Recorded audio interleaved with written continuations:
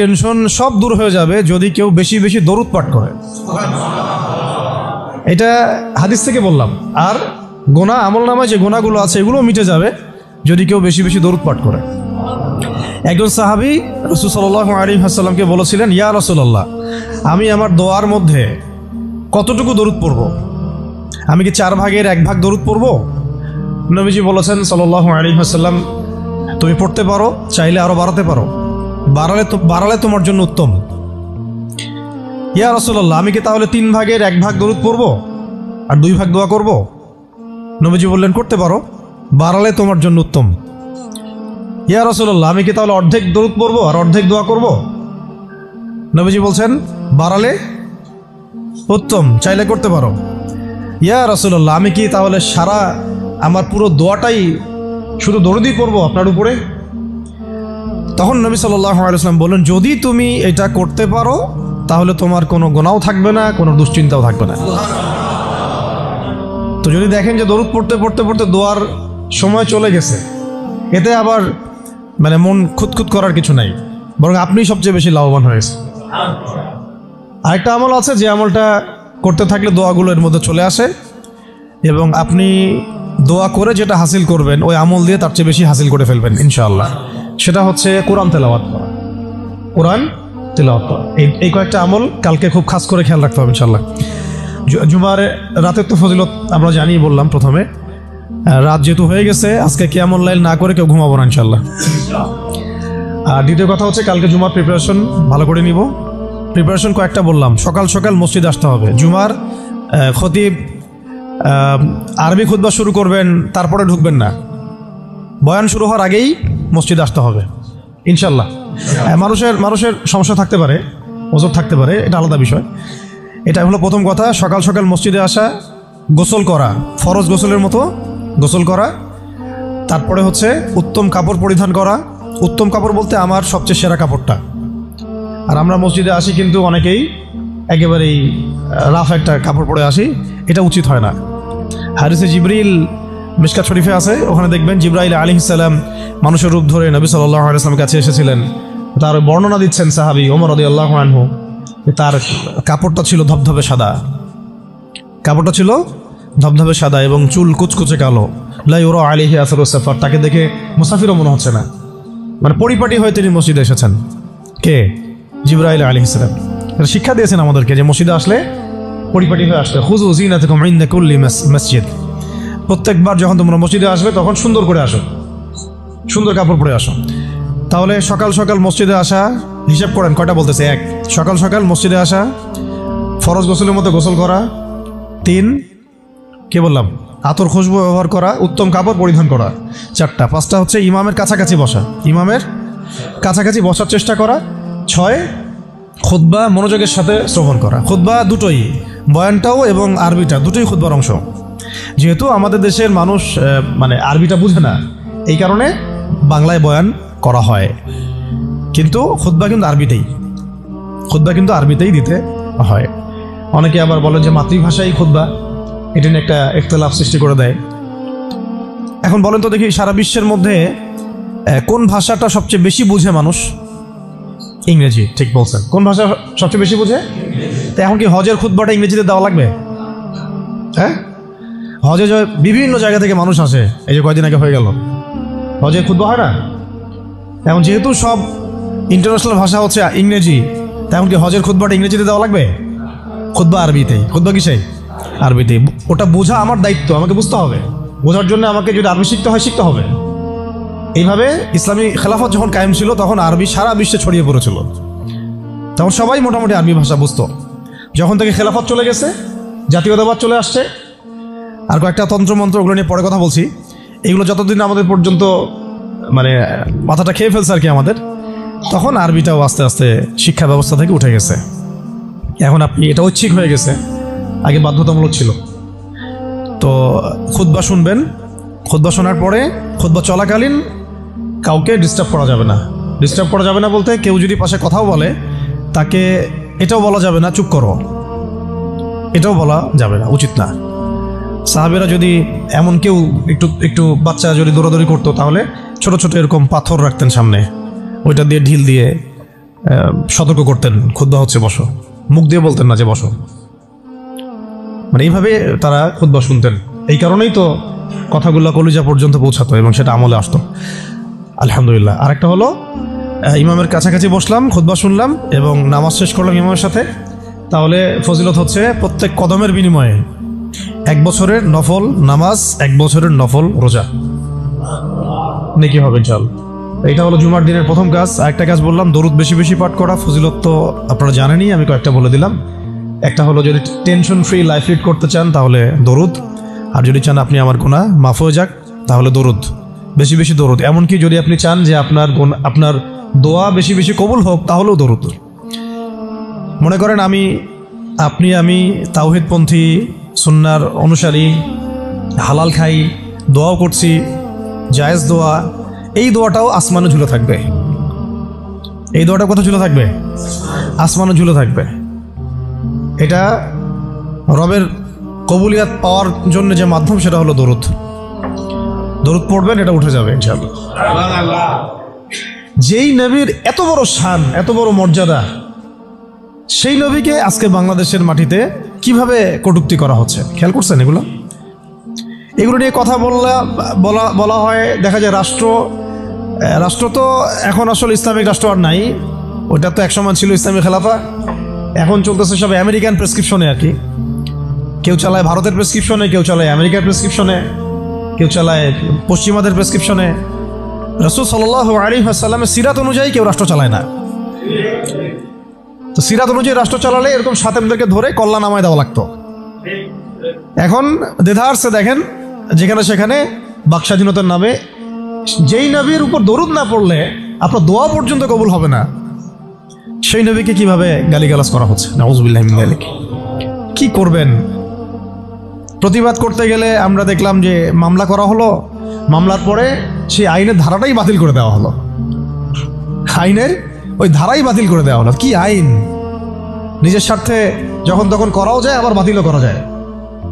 এই জন্যই তো আমরা বলি মানবরচিত আইনগুলো হচ্ছে তাগুত। মানবরচিত আইনগুলো কি? তাগুত মানে কি? তাগুত মানে শয়তান। তাগুত মানে কি? শয়তানের একটা ভার্সন, মানে আপগ্রেডেড ভার্সন হচ্ছে তাগুত।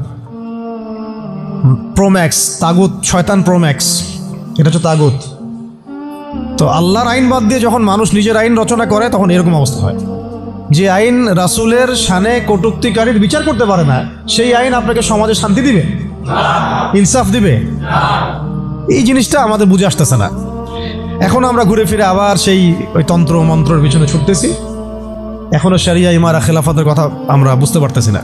তবে বুঝি আর না বুঝি ইনশাল্লাহ সামনে এটা কায়েম হবেই। এটা নিয়ে কোনো সন্দেহ নাই, লা শাক্কা ফি, কোনো সন্দেহ নাই, এটা সামনে কায়েম হচ্ছেই, এটা কেউ ঠেকাতে পারবে না। তো যাই হোক, আরেকটা আমল ছিল জুমার দিন, সেটা হচ্ছে সূরাতুল কাহাফ তেলাওয়াত করা। কোন সূরা? সূরা কাহাফ কোনোভাবেই ছাড়বেন না। এটা আমি মানে জোর দিয়ে এই কারণে বলছি, সূরা কাহাফ যারা নিয়মিত পড়ে, অন্তত প্রত্যেক জুমায় পড়ে, তাদের কলবের চোখ খুলে যাবে। কলবের চোখ না খুললে আপনি বাস্তবতা বুঝতে পারবেন না, কোনটা হক কোনটা বাতিল, কোনটা ন্যায় কোনটা অন্যায়, কোনটা সহি কোনটা গলত, ঠিক আছে? কোনটা ন্যায় কোনটা অন্যায়, কোনটা জুলুম কোনটা ঈমান কোনটা কুফর, এই যে পার্থক্য তাওহীদ শিরক, আসলে এই সত্য কোনটা মিথ্যা কোনটা, এই যে গোলকধাঁধা এখন চলতেছে সারা বিশ্ব জুড়ে, এইটা আপনি ভিতরের চোখ ছাড়া দেখতে পারবেন না। বাইরের চোখ দিয়ে দেখলে অনেক কিছুই অনেক রকম মনে হবে, কিন্তু আসলে বাস্তবতা এমন না। বাইরের চোখ দিয়ে দেখলে অনেক কিছুই মনে হবে খুব ভালো, আসলে ওটার ভিতরে কুফরি আছে। বাইরের চোখ দিয়ে দেখলে মনে হবে খুব সুন্দর, আসলে ওর মধ্যে শিরক আছে। এই যে মানে অন্তর্দৃষ্টি, আমরা একটা কথা বলি হিকমা আল বাসীরা, প্রজ্ঞা, বাংলা ভাষায় বলে কি প্রজ্ঞা, দূরদর্শিতা, বাংলা ভাষায় বলে দূরদর্শিতা, এটা হাসিল হবে সূরা কাহাফ তিলাওয়াত করলে। আর শেষ জামানায় এই দূরদর্শিতার দরকার এত বেশি, এই আমলগুলো জুমার দিন ছাড়া ঠিক হবে না কোনোভাবেই। তো প্রতি সপ্তাহে আমলগুলো জারি থাকবে ইনশাআল্লাহ। আল্লাহ পাক সবাইকে করার তৌফিক দান করেন। তো আজকে আমি লম্বা আলোচনা করার সময় পাচ্ছি না, ইনশাআল্লাহ আপনাদের সাথে আবার দেখা হবে ইনশাআল্লাহ। কোনো একদিন দিনের বেলা এসে লম্বা সময় দেওয়ার চেষ্টা করবো ইনশাআল্লাহ। তো আজকে আমি জাস্ট একটা সূরা নিয়ে কথা বলতে যাচ্ছি আপনাদের সাথে, শুধু একটা ছোট্ট সূরা। ইনশাআল্লাহ অন্য কোনো দিন আরও বিষয়ভিত্তিক আলোচনা হবে। এই সূরাটা হচ্ছে সূরা কাফিরুন। কোন সূরা? সূরা কাফ। সবাই জানি না সূরাটা? কিছু বিষয় আছে এই সূরার মধ্যে যেগুলো আমরা অনেকে জানি কিন্তু বুঝতে পারছি না। ওইটা বোঝানোর জন্য আমি একটু পুরাতন আলোচনা নতুন করে করার চেষ্টা করছি আর কি। তার আগে একটা ফজিলত বলি যে সূরা কাফিরুন যে ব্যক্তি রাতের বেলা তেলাওয়াত করবে, ঘুমানোর আগে তেলাওয়াত করবে আর কি, আল্লাহ রাব্বুল আলামিন তাকে শিরকের পাপ থেকে হেফাজত করবেন। মনে রাখবেন যে জাহান্নামে যাবে সবচেয়ে বেশি মানুষ শিরকের পাপের কারণে। কোন পাপের কারণে? শিরকের পাপের কারণে। এবং শিরকের পাপ এমন পাপ যেই পাপটা আল্লাহ রাব্বুল আলামিন ক্ষমা করেন না, ওই অবস্থায় মারা গেলে ক্ষমা করেন না। কিন্তু তওবা করলে, জীবদ্দশায় তওবা করলে ইনশাল্লাহ মাফ হতে পারে, অবশ্যই হতে পারে। কিন্তু ওই শিরকের পাপ নিয়ে কেউ যদি মারা যায় আল্লাহ রাব্বুল আলামিন এই পাপটাকে ক্ষমা করবেন না। এটা সূরা নিসার মধ্যে অনেকবার বলা হয়েছে, ইন্নাল্লাহা লা ইয়াগফিরু আইয়ুশরাকা বিহি ওয়া ইয়াগফিরু মা দুনা যালিকা লিমান ইয়াশা। নিশ্চয় আল্লাহ রাব্বুল আলামিন শিরকের গুনাহকে মাফ করেন না, কিন্তু অন্য যে কোনো বড় গুনাহ হোক আল্লাহ পাক যাকে ইচ্ছা মাফ করতে পারেন, যাকে ইচ্ছা আল্লাহ মাফ করতে পারেন। এখন এই শিরকের পাপ থেকে বাঁচাবে কোন সূরা? সূরা কাফিরুন। রাতের বেলা তেলাওয়াত করতে হবে অন্তত একবার, অন্তত একবার। রাতের আরও অনেক আমল আছে, এটা তো আপনারা জানেনই। অন্তত পক্ষে এই আমলগুলো করবেন। সূরা ফালাক, নাস, ইখলাস এগুলো পড়বেন। শেষ রাতে মোনাজাত করবেন, 2 রাকাত নফল হলেও পড়ার চেষ্টা করবেন। আল্লাহ পাক সবাইকে তৌফিক দান করেন। আর ঘুমানোর আগে সূরা বাকারার শেষের 2টা আয়াত পড়বেন বা 3টা আয়াত পড়বেন। সারা রাতের ইবাদতের নেকি হয়ে যাবে ইনশাআল্লাহ। 33 বার সুবহানাল্লাহ পড়বেন, 33 বার আলহামদুলিল্লাহ পড়বেন, 34 বার আল্লাহু আকবার পড়বেন। এছাড়াও তো আছে আল্লাহুম্মা বিইসমিকা আমুতু আহইয়া। এছাড়াও আরও অনেক দোয়া আছে, কয়েকটা বললাম। সূরা মুলক তেলাওয়াত করতে পারেন যদি সময় হয়, এবং করা উচিত, কারণ সূরা মুলকের তেলাওয়াত কবরের আযাব থেকে বাঁচাবে ইনশাআল্লাহ। এগুলো আমল করবেন। আমলটা বাড়ানোর চেষ্টা করতে হবে এই কারণে যে যার আমল বেশি তার মধ্যে নূর বেশি, আল্লাহ পাকের মারিফত বেশি, তার মধ্যে দ্বীনের ফিকিরও বেশি থাকবে এবং তার দোয়াও বেশি কবুল হবে ইনশাআল্লাহ। সে আল্লাহকে পাবে, কাছে পাবে। আমল ভালো হলে আখলাক ভালো হবে, আখলাক ভালো হলে তার দ্বারা সমাজ উপকৃত হবে। এবং আমরা খেয়াল করে দেখেছি সিরাতের কিতাবগুলোতে সাহাবায়ে কেরাম জিহাদের মাঠেও মেসওয়াক ছাড়তেন না, জিহাদের মাঠেও মেসওয়াক ছাড়তেন না। মানে আমলে তারা গুরুত্ব দিতেন, খুব বেশি আমলের প্রতিযোগিতা করতেন, কে কত বেশি আমল করতে পারে। একজন সাহাবী খুঁটির সাথে নিজেকে বেঁধে রাখছিলেন, যে ঘুম আসে, নামাজ পড়তে পড়তে ঘুম আসে, খুঁটির মধ্যে বেঁধে রেখেছেন নিজেকে, ঘুমে পড়ে না যান। তো পরে নবী সাল্লাল্লাহু আলাইহি ওয়াসাল্লাম বললেন যে এত মানে অতিরিক্ত কষ্ট না করতে বললেন। আল্লাহ পাক তো সবসময় তোমার ইবাদত কবুল করতে পারেন, নিজের উপর এহসান করো, নিজের শরীরের হক আদায় করো। একজন সাহাবী তো এমন আমল শুরু করেছিলেন যে স্ত্রীর প্রতি তাকানোই বন্ধ করে দিয়েছেন এক সময়, হ্যাঁ তাই না? পরে স্ত্রী এসে অভিযোগ করছে আমাকে তো আমার স্বামী দেখেই না। তখন নবী সাল্লাল্লাহু আলাইহি ওয়াসাল্লাম ডেকে বললেন যে দেখো, স্ত্রীর হক আছে তোমার উপরে, তার হক আদায় করো, সেটাও সুন্নাত, এটাও ইবাদত। তো এইভাবে সাহাবায়েরা আমলের প্রতিযোগিতা করতেন। তো আমাদেরকে আমলের মধ্যে ব্যালেন্স করতে হবে, আমলে ব্যালেন্স করতে হবে, মানে একদিকে ঝুঁকে যাওয়া না, সব আমলগুলো যেন আমার আমলের মধ্যে থাকে, এটা ব্যালেন্স করতে হবে। শুধু তসবি দানা নিয়ে পড়ে থাকবো, জিহাদের কথা বলবো না, এটাও আবার না। আবার শুধু জিহাদের কথাই বলবো, দিন কায়েমের কথাই বলবো, নিজের ইবাদত আমল ঠিক থাকবে না, এমনও না। মানে সবকিছু ব্যালেন্স থাকতে হবে, আকীদা, আমল, সুন্নাহর ইত্তেবা সব ব্যালেন্স থাকবে ইনশাআল্লাহ। সবচেয়ে জরুরি 2টা বিষয় আমরা মাথায় রাখবো, একটা হলো ইবাদত, একটা হচ্ছে দিন কায়েম। একটা হলো ইবাদত, একটা হলো দিন কায়েম।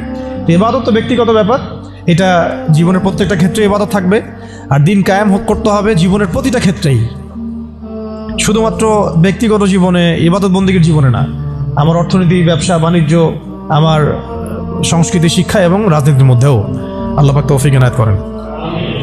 তো এখন যেটা বলতে চাচ্ছিলাম যে একদিন আপনারা তো সিরাত মোটামুটি পড়েছেন, সিরাত মানে রাসূল সাল্লাল্লাহু আলাইহি ওয়াসাল্লামের জীবনী তো মোটামুটি পড়েছেন আমি আশা করি। যদি না পড়ে থাকেন অবশ্যই পড়বেন, ঠিক আছে? প্রথমে শুরু করবেন তো কোরআন তেলাওয়াত থেকে। কোরআন তেলাওয়াত শিখতে শিখতে সিরাতটা পড়ে ফেলবেন।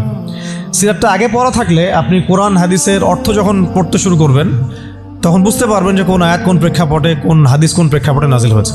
আপনার মাথায় পুরো 23 বছরের একটা ফ্রেম থাকবে, এটা খুব জরুরি। তাহলে আপনি বুঝতে পারবেন যে কিভাবে দিন প্রতিষ্ঠা করতে হবে এবং কীভাবে নবী সাল্লাল্লাহু আলাইহি ওয়াসাল্লাম করেছেন, তার উপর দিয়ে কী অতিবাহিত হয়েছে, সাহাবেদের উপর দিয়ে কী অতিবাহিত হয়েছে, এটা আমাদের মাথায় থাকবে। এবং কোন প্রেক্ষাপটে তারা কীভাবে রিয়্যাক্ট করেছেন ওইটা আমাদের মাথায় থাকবে। সিরাতটা আমি পড়ার জন্য খুব বেশি জোর দেই। আরেকটা বিষয় বলতে চাই যে এই সিরাতের প্রথম যে 13 বছর, প্রথম 13 বছর এটা ছিল মাক্কি জীবন। কোন জীবন? মানে মক্কায় নবী সাল্লাল্লাহু আলাইহি ওয়াসাল্লাম দাওয়াত দিচ্ছেন। তো মক্কার পরিবেশটা কেমন? মক্কার পরিবেশটা হচ্ছে আবু জেহেলদের শাসন চলতেছে। কাদের শাসন? আবু জেহেলের শাসন চলছে, আবু লাহাবের শাসন চলছে, উতবা সাহেবা এদের কর্তৃত্ব চলছে। আবার একই সাথে নবী সাল্লাল্লাহু আলাইহি ওয়াসাল্লাম তিনিও একটা সম্ভ্রান্ত বংশ থেকে আসছেন, সম্ভ্রান্ত গোত্র থেকে, বনু হাশিম থেকে। তো তার গোত্রের মর্যাদা অনেক বেশি, ঠিক আছে। আর এদিকে বনু মাখজুম, বনু বনু এই তাইম, বনু তাই, বনু আদি, আরও অনেক গোত্র আছে। তো তারাও কিন্তু মোটামুটি প্রভাবশালী।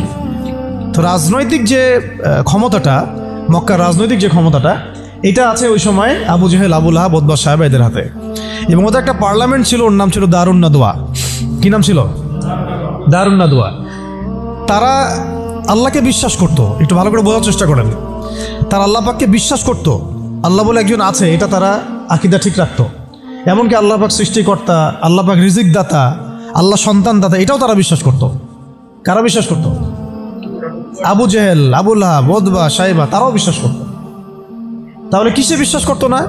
তারা তাওহীদে রুবুবিয়াত বিশ্বাস করতো, কিন্তু উলুহিয়াত, আসমা ও সিফাতে বিশ্বাস করতো না। মানে আল্লাহ পাকেরই যে বিধান মানতে হবে, আল্লাহ পাকেরই যে দাসত্ব করতে হবে এবং মৃত্যুর পর জবাবদিহিতা আছে, এই বিষয়গুলোতে তারা বিশ্বাসী ছিল না। এখন প্রথম 3 বছর নবী সাল্লাল্লাহু আলাইহি ওয়াসাল্লাম গোপনে দাওয়াত দিয়েছেন। কত বছর? প্রথম 3 বছর। আর চতুর্থ বছর থেকে প্রকাশ্যে দাওয়াত শুরু হয়েছে। মক্কার কত বছর মোট? 13 বছর। এই সময় তো ইসলামী রাষ্ট্র কায়েম হয় নাই, হয়েছে? দাওয়াত হয়েছে, খালি দাওয়াত। কোন পরিবেশে দাওয়াত বলুন? আবু জেহেলের যে রাজত্ব, ওর মধ্যে দাওয়াত হয়েছে। মনে করেন যে আপনি এখন আছেন মোদির রাজত্বে, মনে করেন ওই রকম একটা পরিবেশে যদি ইসলাম আসে, ওইটা একটা মক্কার মিসাল হইতে পারে, যে ওইটা একটা মক্কার মতো পরিবেশ। ওইখানে আপনি দাওয়াত, সবাই অমুসলিম, সবাই মূর্তি পূজারী, সবাই মুশরিক, ওখানে আপনি ইসলামের দাওয়াত দিচ্ছেন। পরিস্থিতি কত কঠিন! কঠিন না সহজ? অনেক কঠিন। শুধু যে শিরক আছে তা না, ওই সমাজে সুদও আছে। কি আছে ওই সময়? সুদ আছে। ওই সমাজের মধ্যে জেনা আছে, ওই সময় ব্যভিচার আছে, ওই সময় মাদক দ্রব্য আছে, মেয়েদের অবমাননা আছে, কন্যা সন্তানকে জীবন্ত দাফন করা হয়, তারপরে জুয়া আছে, মারামারি, হানাহানি, কাটাকাটি, গোত্রে গোত্রে দ্বন্দ্ব, এগুলো একটা সমাজের মধ্যে। একটু চিন্তা করেন, কল্পনা করেন। আপনার এই এলাকা কি এমন? আপনার এলাকা কি এমন? না। কিন্তু ওই বিষয়গুলোর কিছু কিছু বিষয় তো অবশ্যই এখনো আছেই, বরং এমন কিছু বিষয় আছে যেগুলো আগের চেয়ে বেশি আছে। না, আইয়ামে জাহিলিয়াতের যে কথাটা বলছি, আইয়ামে জাহিলিয়াতে কিন্তু সমকামিতা ছিল না এত বেশি। আপনার পুরো বাংলাদেশে এখন সমকামিতা আইয়ামে জাহিলিয়াতে যে বেশি। ওই আইয়ামে জাহিলিয়াতে আপনার ট্রান্সজেন্ডার ছিল না, আপনার বাংলাদেশে আছে এখন। আইয়ামে জাহিলিয়াতে পর্নোগ্রাফি ছিল না। পর্নোগ্রাফি মানে মোবাইল ফোনে, তো বুঝে নিত, এগুলো ছিল আইয়ামে জাহিলিয়াতে? ছিল না। প্রযুক্তির এত উৎকর্ষ ছিল না যেটা দিয়ে এরকম বোম টম ফেলে, পারমাণবিক বোম দিয়ে মানুষকে মেরে ফেলা যায়, ছিল না। এরকম এয়ারক্রাফট নিয়ে গাজার উপর দিয়ে গেল, বোম ফেলে দিল, মেরে ফেললো শিশুদেরকে, এমন ছিল? মানে অনেক ব্যাপার আমি আপনাকে দেখাতে পারবো যেগুলো আইয়ামে জাহিলিয়াতের চাইতে এখন অনেক বেশি আছে, শয়তানি। কিন্তু কিছু কিছু বিষয় ছিল যেগুলো আবার আইয়ামে জাহিলিয়াতে ছিল না। এক কথায় আমরা এটা বলতে পারি যে নবী সাল্লাল্লাহু আলাইহি ওয়াসাল্লাম যখন নবী হয়ে এসেছেন, তখন 23 বছরের মধ্যে তিনি আইয়ামে জাহিলিয়াতকে কবর দিয়ে গেছেন। কিন্তু যখন থেকে আবার খোলাফায়ে রাশেদা শাসন চলে গেছে, ইসলামী খেলাফতগুলো আস্তে আস্তে আস্তে আস্তে অ্যাবলিশ হয়ে গেছে, তখন আবার নতুন করে জাহিলিয়াতগুলো এই সমাজে, শুধু সমাজে না, সমাজে, রাষ্ট্রে, বিশ্বের বুকে একেবারে একদম ঢুকে গেছে, না মানে একদম শেকড় গেড়ে ফেলছে। এখন সময় হচ্ছে ওই আবার নতুন শেকড় গাড়া জাহালাতগুলোকে উপড়ে ফেলার, এটা সময় এখন। এই জন্য পরিস্থিতিটা বুঝতে হবে যে নবী সাল্লাল্লাহু আলাইহি ওয়াসাল্লাম কোন জায়গায় দাওয়াতের কাজ করছিলেন।